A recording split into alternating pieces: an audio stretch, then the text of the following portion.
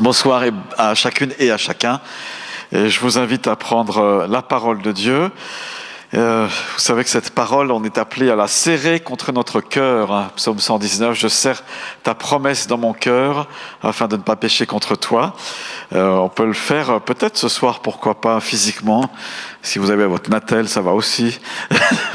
Le Seigneur, et vous pouvez répéter même après moi, Seigneur, je crois en ta parole.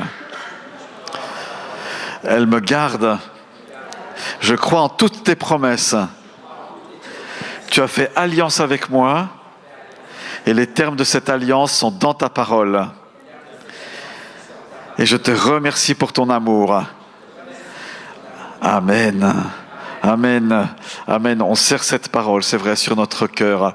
Avant de rentrer dans Matthieu 25, donc le titre de mon message, c'est « Suis-je bien réveillé ?» Ça sera dans Matthieu 25, la base. Je veux vous raconter une petite histoire qui s'est passée il y a quelques dizaines d'années. Ça fait bientôt 200 ans maintenant. Et on est dans les rues de Genève, dans cette ville qui n'est pas très grande. C'est de loin pas la Genève qu'on a aujourd'hui, mais en vieille ville. Ce qu'on nous on appelle la vieille ville, mais pour eux c'était la ville, n'est-ce pas? Au 19e siècle, on est dans des rues étroites. Vous voyez, hein, la rue style... Tertas et toutes ces petites rues là, Grand Rue et autres. On est dans une de ces rues-là. Et puis, c'est l'année, sauf erreur de ma part, 1817. 1817, ah ouais, ça fait plus de 200 ans maintenant. 1817. Et puis, dans un appartement d'une de ces petites rues, c'est le 2e ou le 3e étage, j'ai pas réussi à trouver exactement, mais dans ce 2e ou 3e étage, dans ce petit appartement, il y a quelques personnes qui sont là. Et ces quelques personnes-là ont prié. Elles prient et au bout d'un moment, il y a un de ces hommes qui est là. Il y a des jeunes gens, puis il y a un petit peu moins jeune qui est là. Un de ces gars qui est là, il a un très très fort accent britannique. Plus que britannique, il est écossais d'origine. Donc, je ne sais même pas s'il parle français. Il s'appelle Robert Haldane.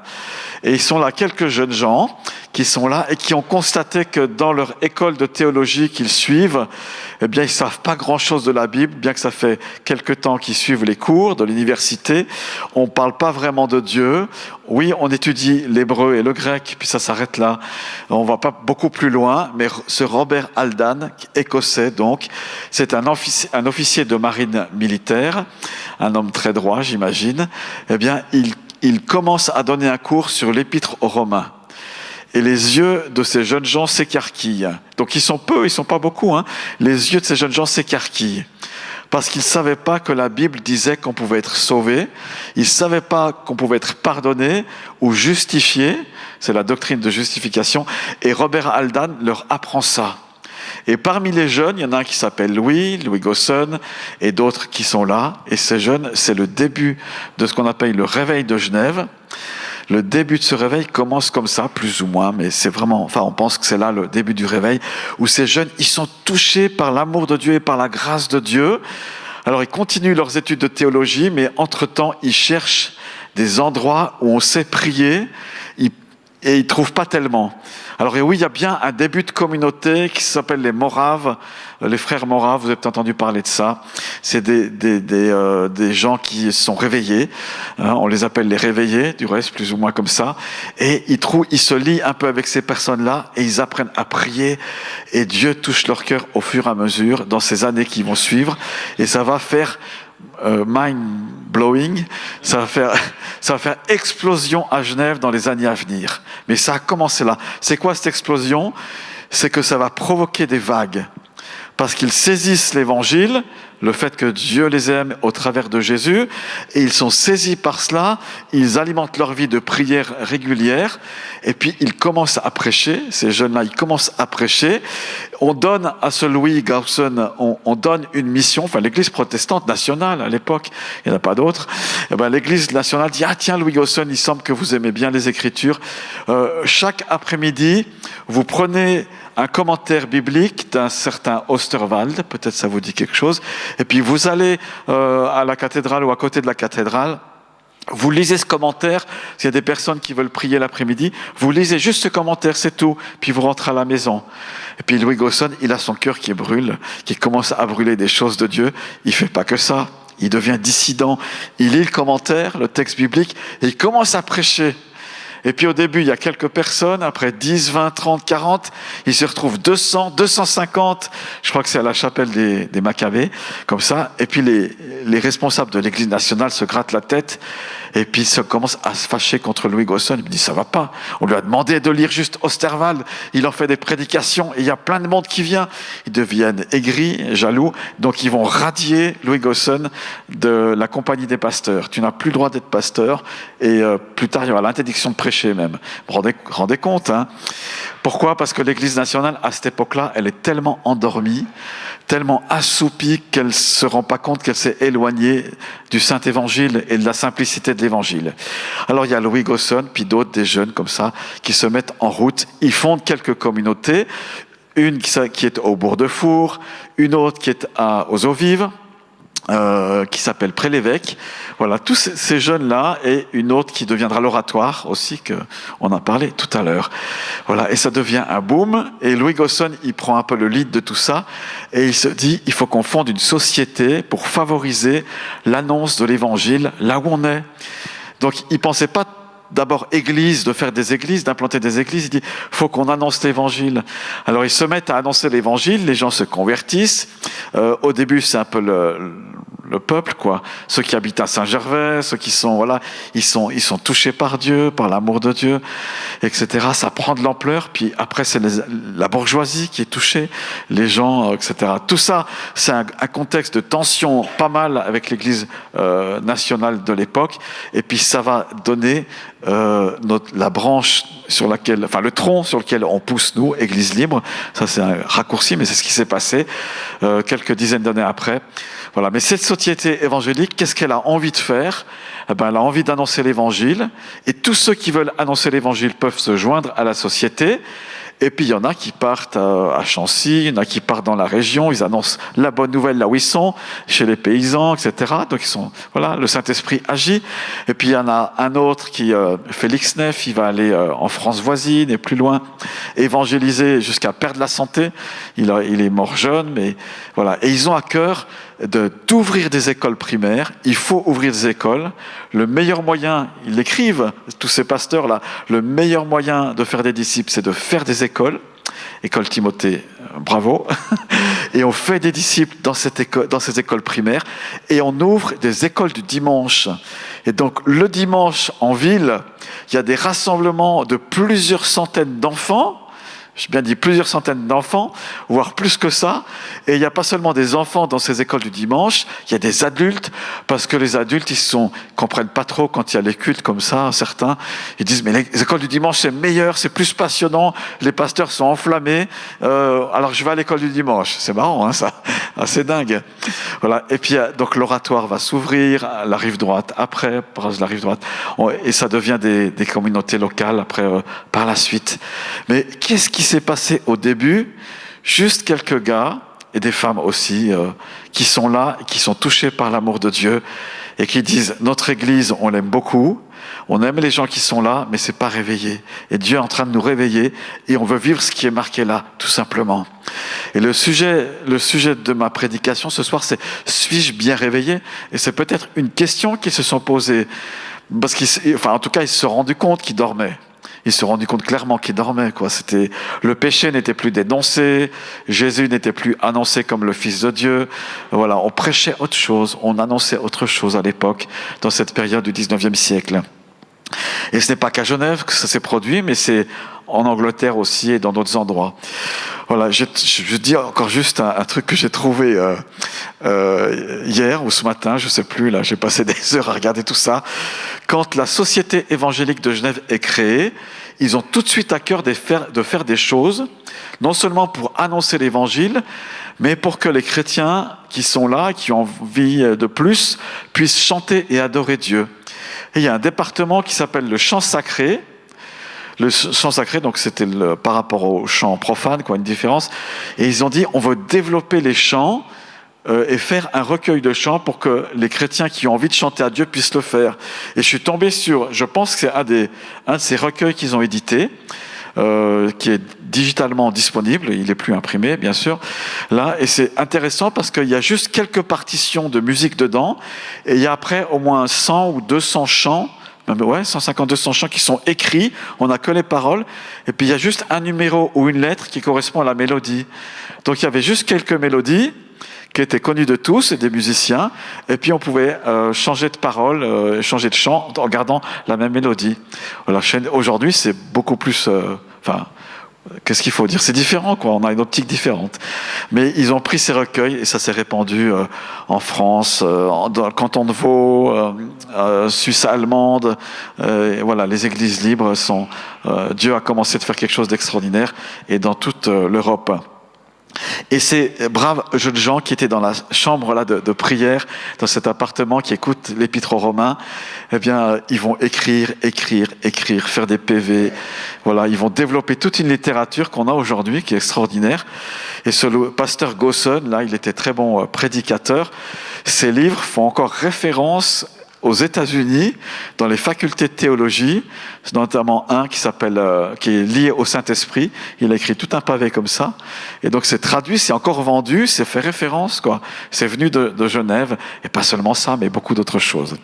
Voilà, ça m'a réjoui de lire ça, parce que je vois qu'on est greffé sur cette histoire, et vous et moi, on en fait partie, peu importe votre origine et votre arrière-plan à ce jour. Bon, ceci dit, Matthieu 25, on y va? Plongez avec moi dans Matthieu chapitre 25, et on est à la parabole des 10 jeunes filles. Alors, est-ce que quelqu'un peut venir avec courage lire assez lentement Matthieu au micro, Matthieu 25, verset 1 à 13.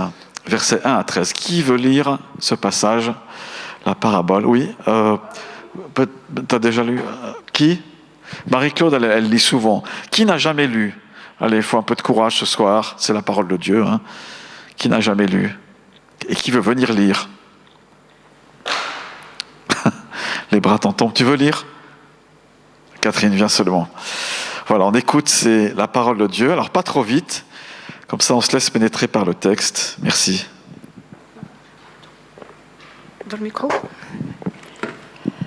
Alors, le royaume des cieux ressemblera à 10 jeunes filles qui ont pris leur lampe pour aller à la rencontre du marié.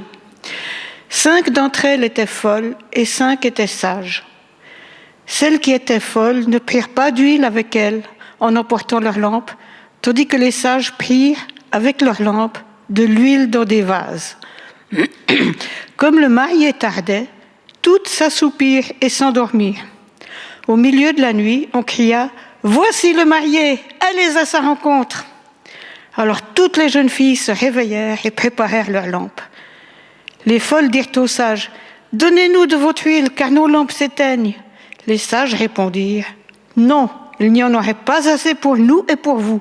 Allez plutôt chez ceux qui en vendent et achetez-en pour vous. » Pendant qu'elles allaient en acheter, le marié arriva. Celles qui étaient prêtes entrèrent avec lui dans la salle des noces, et la porte fut fermée. Plus tard, les autres jeunes filles vinrent et dirent « Seigneur, Seigneur, ouvre-nous » Mais il répondit « Je vous le dis en vérité, je ne vous connais pas. Restez donc vigilants, puisque vous ne savez ni le jour ni l'heure où le Fils de l'homme viendra. » Merci beaucoup. C'est directement les paroles, non pas de Catherine, mais de Jésus. Jésus n'a jamais rien écrit. Hein. Je ne sais pas si vous avez compris ça, réalisé ça. Jésus n'a pas écrit, on n'a pas des textes fondateurs de lui, mais c'est les autres qui ont écrit sur ce qu'il a dit et ce qu'il a fait. Et ça, je trouve vraiment intéressant, parce qu'il n'a jamais voulu créer quelque chose avec des statuts, etc., mais associatif. Hein. Mais il a dit les choses, il s'est laissé conduire par le Saint-Esprit, et là, on a pris des notes. Et dans ce passage, on est dans un texte qui parle de la fin des temps, les choses dernières. Et Jésus vient d'annoncer que à Jérusalem, le magnifique temple qu'ils ont, ce magnifique temple qui était splendide, maintenant il n'existe plus, eh bien, sera détruit. Dans quelques années, il va être détruit. Et là, on pense que Jésus parle vers, je ne sais pas si on dit qu'il parle vers l'année 30, le temple, il sera détruit en l'an 70, c'est-à-dire 40 ans après. ce beau temple magnifique. Tout le monde pensait que jamais personne n'y serait détruit parce qu'il a été consolidé, des murs solides, des grosses pierres, murs de pierre. Et Jésus annonce qu'il sera détruit et que la fin des temps est proche. Et il glisse quelques paraboles là sur qu'est-ce qu'il faut faire dans cette fin des temps pour ceux qui veulent être ses disciples. Et ce qu'il leur dit de manière multiple, avec des histoires différentes, c'est ces paraboles, et il les exhorte à dire, mais dans la fin des temps, soyez particulièrement vigilants. Soyez attentifs ou soyez réveillés, si vous voulez. Et comment ça va être? C'est quoi le fait d'être réveillé spirituellement? Alors, il prend des images de la vie de tous les jours, par exemple le mariage. Et on est plongé, c'est ça qui est intéressant dans les coutumes d'autrefois, peut-être ça se fait encore aujourd'hui, où contrairement à nous de nos jours, tout le monde à la cérémonie attend la mariée. Quand est-ce qu'elle vient la marier? Le pasteur guigne la porte, etc. L'époux, le futur époux est en train de dire comment elle va être ma femme et tout ça. À l'époque, c'est le contraire. C'est le mari qui vient en dernier. Et il tarde, et il tarde, et il tarde. Donc, mesdames, vous avez pris votre revanche sur le texte biblique. C'est vous qui arrivez en dernier, mais à l'époque, c'était l'époux qui arrive en dernier. Donc, c'est pour ça qu'on est dans une situation où ces jeunes filles, elles s'assoupissent. Et si vous avez bien été attentif au texte, toutes, elles s'endorment. Les heures sont longues, la nuit, les heures sont longues, etc. Dans cette histoire-là. Et qu'est-ce qui se passe? En fait, ces jeunes filles, elles sont là c'est la coutume de l'époque, pour guetter quand l'époux va venir, quand il viendra. Et quand il viendra, alors on peut commencer le mariage. Mais on ne sait pas quand il vient. Donc on est dans ce laps de temps où la nuit tombe, où il faut être avec des lampes à huile, parce que c'était que ça à l'époque qu'on en pouvait avoir, et la flamme brûle, se consume, et puis dans les jeunes filles, il prend cette illustration, il y en a 5 qui n'ont pas pris assez d'huile. Elles pensaient que l'époux allait venir plus tôt. Et l'époux tarde et tarde, elles s'assoupissent, tout le monde s'endort, et puis au moment où il y a un cri, quelqu'un annonce « l'époux arrive !» Alors on veut se mettre debout, etc. Qu'est-ce qui se passe? Les jeunes filles, elles guignent leur lampe, leur petite lampe, elles se disent « mais on n'a plus que quelques gouttes ». Et puis il y en a d'autres, elles ont rempli leur lampe, bien assez, en tout cas elles avaient la réserve qu'il fallait pour remplir ces lampes, donc elles ne craignent pas. Mais elles ont ce qu'il faut pour la durée jusqu'au mariage. Et les jeunes filles, elles disent, il faut partager, on partage, d'accord, chiche. Et puis les 5 disent, égoïstes un peu peut-être, ou lucides, elles disent, non, on partage pas parce qu'on n'aura pas assez pour nous. Et puis du coup, on sera les 10 le bec dans l'eau. Alors, voilà, vous allez à la station, vous allez prendre votre bidon d'huile et vous allez remplir. Sinon, voilà. Elles vont vite, etc., mais c'est trop tard, parce que c'est juste au moment où l'époux arrive, et quand on rentre dans la salle, eh bien, les 5 restent dehors. Et on voit bien l'image, comprenez ce qui se passe, etc., tout le monde fait la fête, l'époux est là, c'est le mariage, mais il y a 5 jeunes filles qui sont derrière, dehors, parce qu'elles n'étaient pas prêtes pour cela. Donc ça, c'est un peu le contexte hébraïque du mariage de l'époque. Du reste, encore aujourd'hui, au Moyen-Orient, certaines situations sont similaires. Qu'est-ce que Jésus est en train de dire? Contexte de la fin des temps. Avant, il leur annonce le temple va être détruit. En fait, pour Dieu, le moment où le temple est détruit, et puis il a été détruit par les Romains, et jusqu'à son retour, on est dans cette période-là. Vous allez me dire, ouais, mais ça fait 2000 ans, c'est long quand même, là dans la parabole ça vient tout de suite, pourtant. Non mais un jour est comme 1000 ans, et 1000 ans sont comme un jour pour Dieu. Donc on n'a pas le même timing, mais on est devant Dieu, et bibliquement, dans ces temps de la fin, et si c'était en 2025 que Jésus revenait. Imagine demain matin, tu te réveilles, puis tu as cette pensée, c'est peut-être aujourd'hui qu'il revient. Qu'est-ce que je vais faire aujourd'hui? Ça pourrait être le cas. Bibliquement ça se tient. Bibliquement, ça se tient, le retour du Seigneur. On est à bout touchant. C'est l'apôtre Jean qui dit, c'est la dernière heure. Petits enfants, c'est la dernière heure.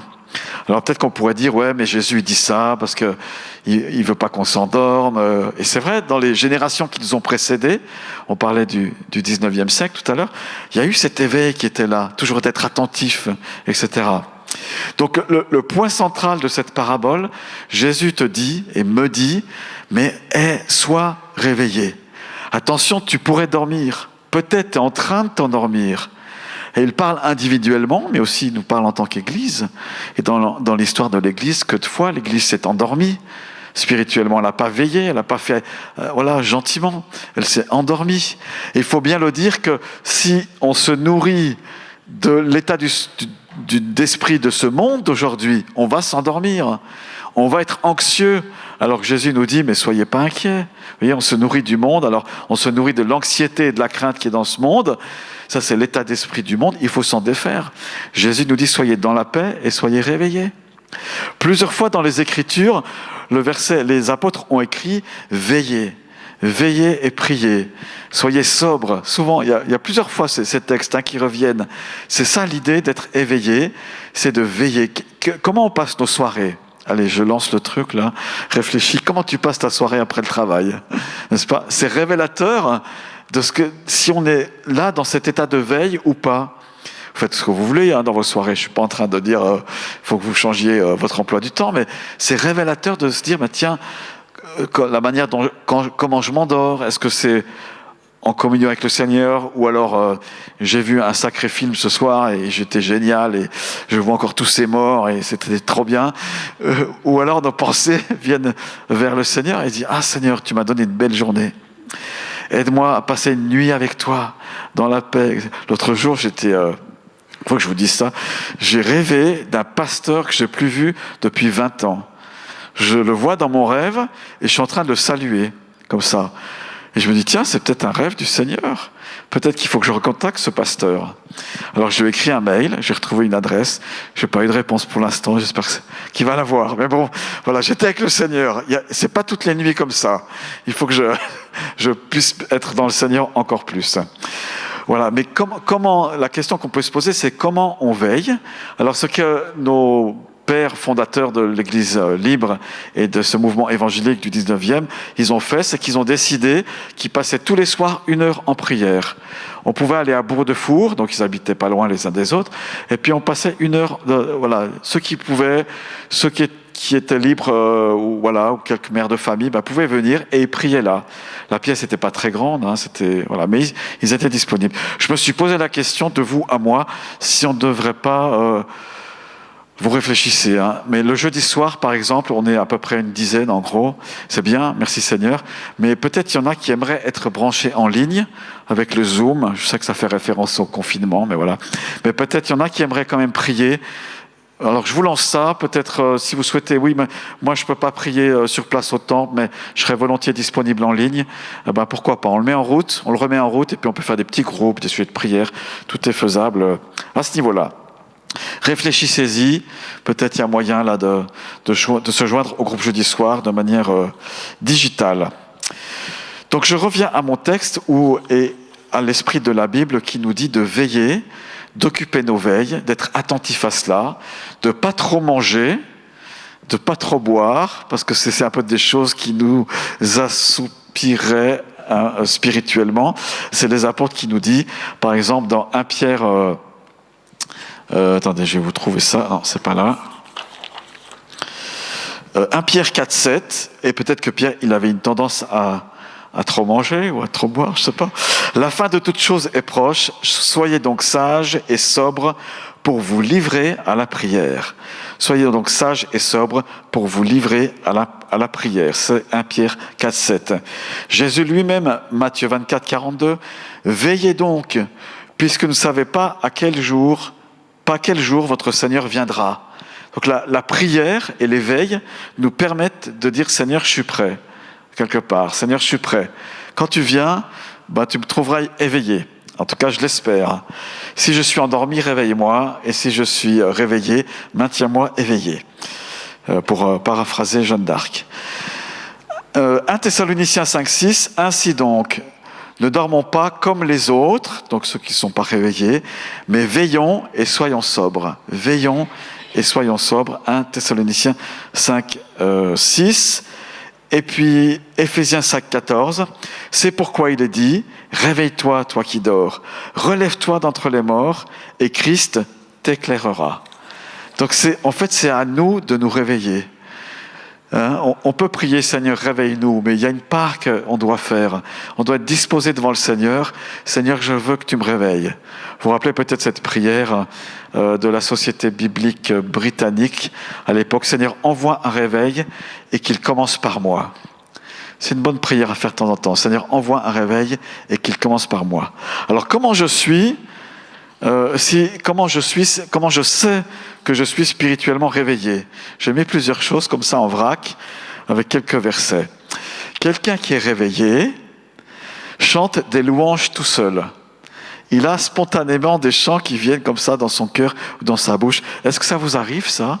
C'est peut-être toujours le même chant, hein? Peut-être. Ah ouais. Tout d'un coup, vous réveillez, vous êtes en train de dire, tiens, je suis en train de chanter à l'intérieur ou à voix basse ou autre. Eh bien, ça correspond au psaume 34, verset 2. Je bénirai l'Éternel en tout temps. Sa louange sera toujours dans ma bouche. Sa louange sera toujours dans ma bouche. Pour les gars qui aiment assez les films virils comme ça, là, il y a un film que j'aime bien. Excusez-moi les sœurs si vous êtes choqués.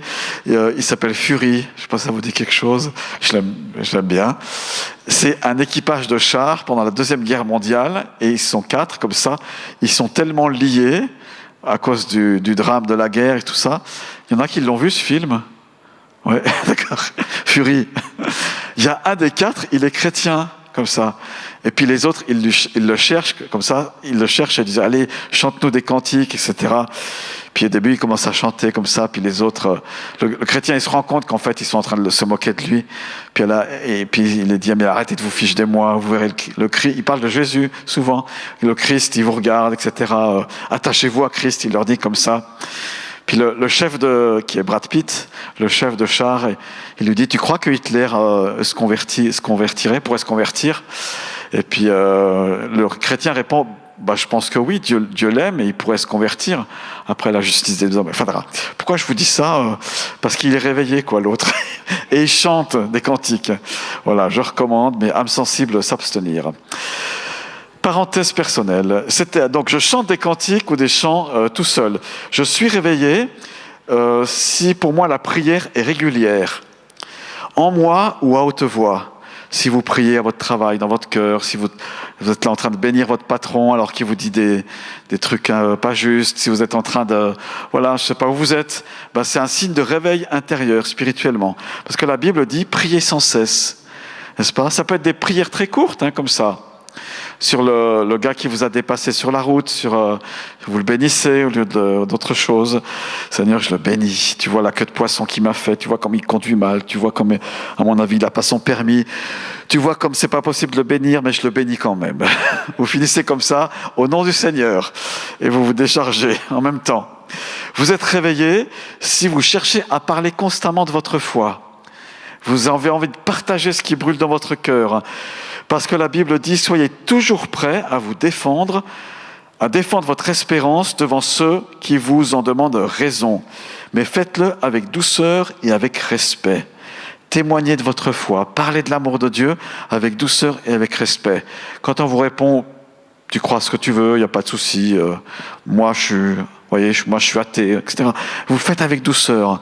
Parce qu'une langue douce est capable de rompre les os, dit la Bible.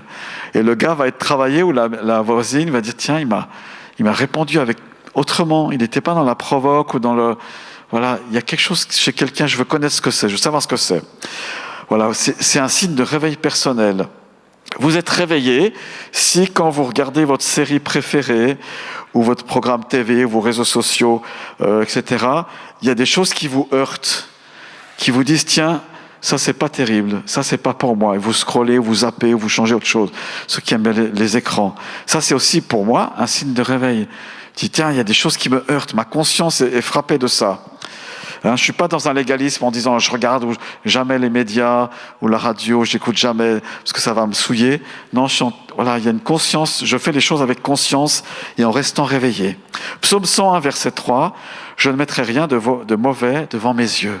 Je crois que c'est aussi un signe de réveil et d'amour pour Dieu.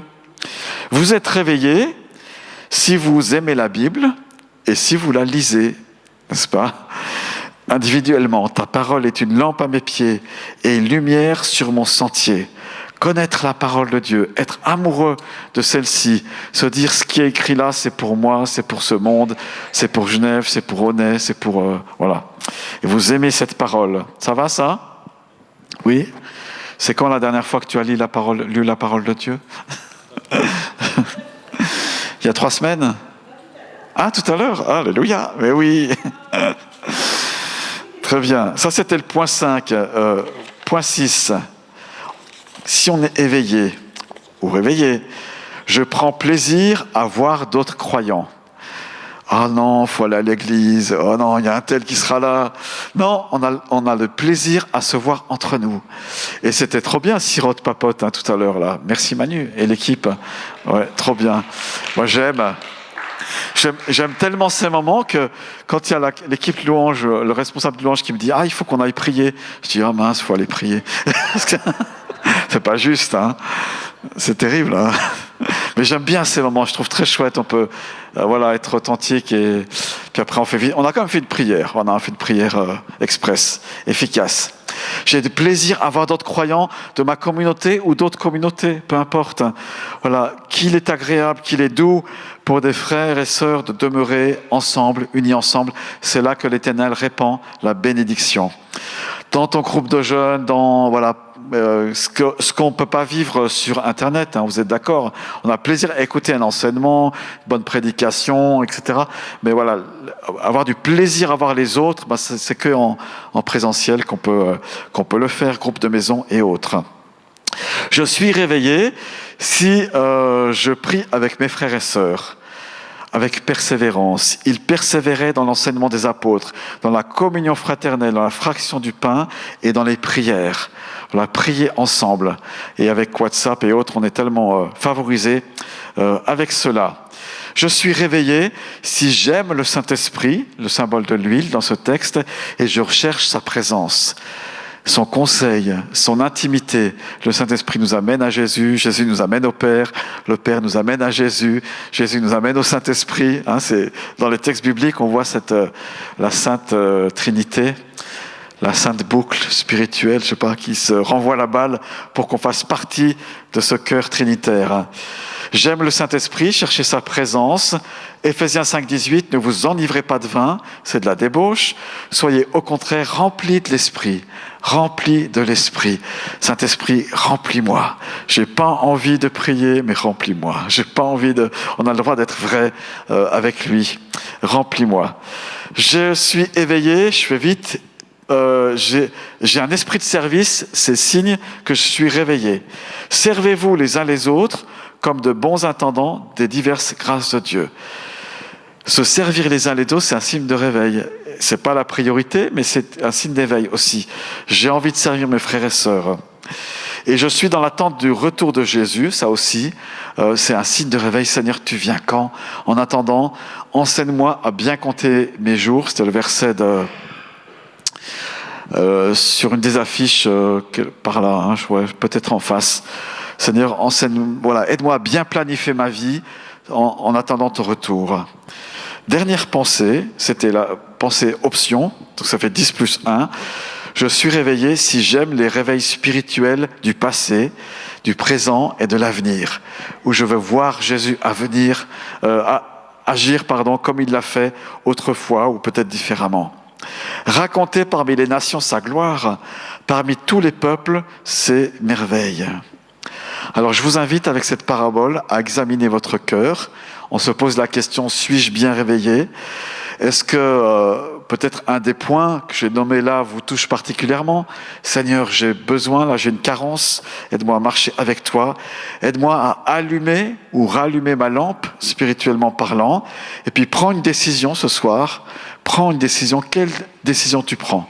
Quelle décision tu prends? Peut-être, Seigneur, quand je scrolle, aide-moi à arrêter ou à changer ou à faire ce que je dois faire si c'est pas bon. Aide-moi à lire, à reprendre l'amour de ta parole, de la lecture biblique. Renouvelle mon esprit de prière et de foi. Seigneur, donne-moi des occasions de partager ma foi, de le faire tout simplement. Et ça bénira les autres et ça vous bénira vous-même. Rends-moi conscient de ton retour proche. Rends-moi conscient de ton retour proche. Voilà, et puis le pasteur que je suis vous dit, venez aux réunions de prière, au groupe maison, participez aux activités de ce qui se passe à Genève en ce moment, réunion de prière de la semaine prochaine, etc. Il y a beaucoup de possibilités, on peut s'agender des choses aussi ensemble. Amen. Président, comment on continue? On prie? D'accord, oui. Alors, je vous invite à vous lever. J'ai un peu froid aux pieds. Vous avez froid aux pieds, vous? Je sais pas. Ça fait des grands pas. Seigneur, nous te remercions pour ta présence. Merci parce que tu nous invites à être éveillés, comme ces jeunes filles, à avoir de l'huile dans nos lampes. Je te remercie pour l'esprit de foi qui est là, en nos cœurs, et on prie pour que tu viennes animer et ranimer tout cela, et que tu nous aides à mettre en pratique, Seigneur, cette disponibilité de ce soir pour chacun, pour les uns et les autres. En couple, Seigneur, renouvelle les couples dans la prière, en famille aussi, renouvelle l'esprit de prière au sein de l'école chrétienne Timothée, renouvelle l'esprit de prière dans les œuvres chrétiennes aussi. Seigneur, parfois il y a beaucoup de bonnes œuvres et puis on oublie peut-être d'aller à l'essentiel. Renouvelle nos cœurs pour toi, pour être enflammés d'amour pour toi. Merci notre Seigneur, au nom de Jésus j'ai prié. Amen. Amen.